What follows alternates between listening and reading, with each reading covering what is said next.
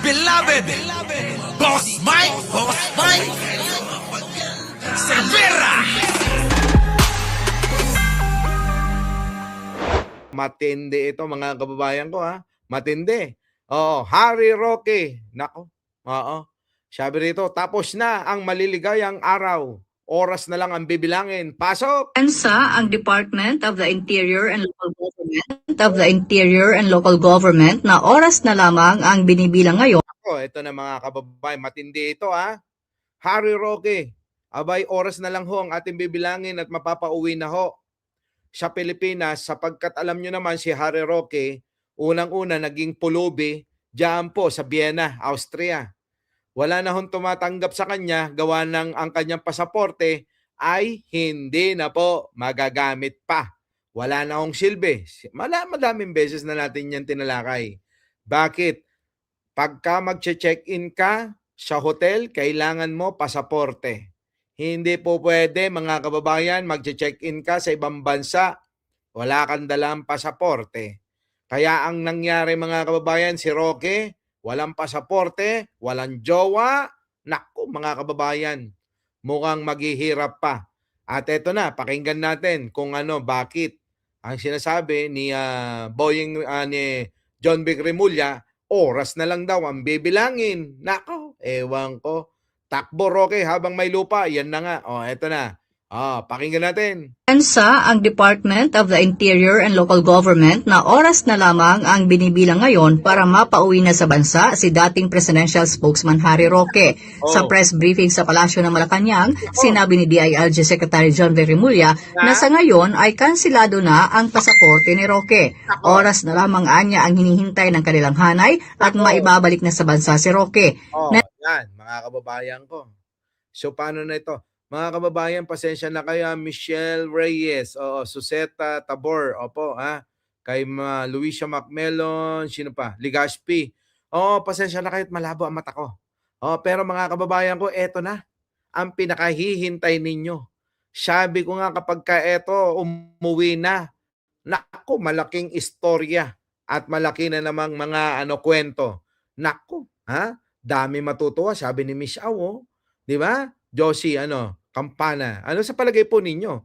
Kapag pa si Roque ay napauwi natin, mga kababayan ko, tulad ng sinasabi ni John Vic, saan kaya didiretso? Kasi mga kababayan ko, si Roque, alam nyo naman na meron po riyan, warrant dito. May warrant of arrest na ho. Si Harry Roque, kaya nga ho napakansila yung kanyang pasaporte dahil sinampahan ng kaso.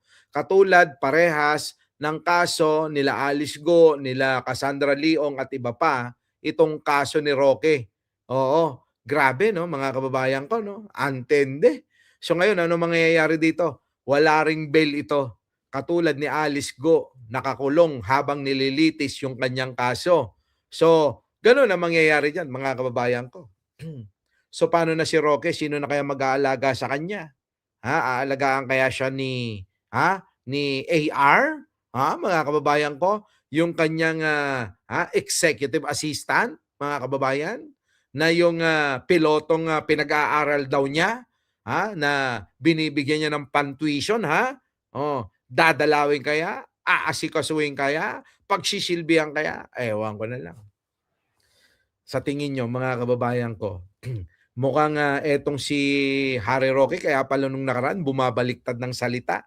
Ang sinasabi niya mga kababayan hindi porke mataas daw ang rating ni Sara Duterte, yun ay mananalo. Alam siguro ni Roque na dinadaya yung kanyang survey. Kaya sinasabi ni Roque na hindi porke mataas ang trust rating mananalo. Kasi alam ni Roque na dinaya nila yung survey para kay Sara.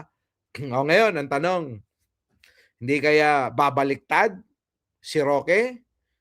Hindi kaya ilalaglag niya mga Duterte? Nako, mga kababayan ko. Paano kaya ito? Mukhang etong kampo ni Duterte mukhang magigiray-giray na, mga kababayan ko. Si Panelo, iba-iba na rin ang sinasabi. Yung mga vlogger na iba dyan, iba rin ang mga sinasabi. Yung yan ngayon, si Roque, kapag napauwi yan, isa yan sa matatas ang bibig.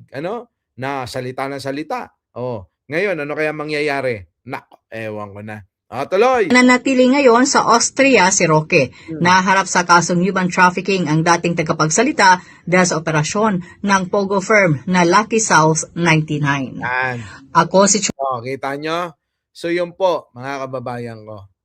Sana totoo yung sinasabi ni John Vic na mapapauwi na nila, abangan ho natin. Pero mga kababayan ko, ulitin ko, maraming matutuwa dyan. At eto, huwag niyong tanggalin itong posibilidad na to, ha. Huwag niyong tatanggalin ang posibilidad na maaaring bumaliktad si Roque at magngangawayan. Tandaan nyo, mga kababayan, lalong-lalo na sinasabi nila na bakla nga raw si Roque, minsan iba ang isip niyan, biglang bumabaliktad yan. Tingnan nyo, bigyan ko kayo ng example, kay Harry Roque, dating anti-Duterte. Nung naloklok, kinuha na maging tagapagsalita ni Duterte, naging himod-puwet na ni Duterte. Ito pa matindi, mga kababayan ko. Akala niya kasi, mga kababayan, kapag ka nandoon siya sa katabi ni Duterte, safe siya. Hindi niya alam, mga kababayan, eto pag-aralan yung maigi ito sasabihin ko. Ito'y isang malaking patunay na, mga DDS, magpasukan kayo para matuto kayo at pakinggan ninyo yung paliwanag ko. Liliwanagan ko ng husto para sa inyo. Isipin nyo maigi. Isipin nyo maigi. Kung alam ng mga taga-ibang bansa yung kanilang mga pakay dyan, itong kampo ni Duterte ay talagang nasa matuwid dyan.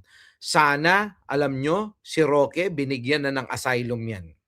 Isipin nyo maigi yan. Bakit ang ibang bansa humihingi ng asylum, etong si Roque hindi pinagbigyan? Kasi pinag-aaralan nila yan. So bakit ang resulta nga si Roque? Kasi alam nila kung ano ang totoo. Pero tong mga DDS kayo na mga nandito, kayong mga DDS, hindi nyo alam to. No? Na niloloko na kayo ng kampo ni Duterte, tuwan-tuwa pa kayo, buti pa taga-ibang bansa, alam nila kung sino ang tama. Pero kayo, tapos sasabihin ninyo, kaya hindi umaasenso ang bansa dahil sa pagsuporta kay Pangulong Bongbong Eka. Mga unggoy kayo. Ano bang nagawa ni Digong? Sipin nyo maigi. Tama, mali. Buti pa ang taga-ibang bansa, alam nila kung sino ang tama at mali. Pero kayo, nananatili. Kanino? Kay Sara Duterte, umaasa kayo na mapatunayan nyo na tama kayo kapag naiupo nyo. Mali. Ang totoo na may tamang pag-iisip ay yung marunong tumanggap ng pagkakamali. Hindi yung ipipilit yung mali. Di ba? Mga kababayan ko, sipin nyo yan. Ganyan ang ugali ng mga DDS. Para lang masabing tama sila, ipipilit nila yung mali na pananaw nila. Gagawin nilang tama yung mali para sasabihin sila ang tama. Ay, nako, ewan ko na lang. Paano ngayon to? Siguro naman, yung iba dyan matauhan na kayo. Buti pa, taga-ibang bansa, naiisip nila kung sino tama, pero kayo hindi nyo alam. Isipin nyo maigi yan. Kung totoo, na ang mga taga-ibang bansa, tulad ng Netherlands, alam nilang inaapi si Digong. Sana, etong asylum seeker na si Harry Roque, pinagbigyan na nila. Bakit itinapon sa Vienna? Bakit? Kasi alam nila na manloloko itong kampo ni Duterte. Sipin nyo niya maigi. Our beloved Boss Mike Cervera.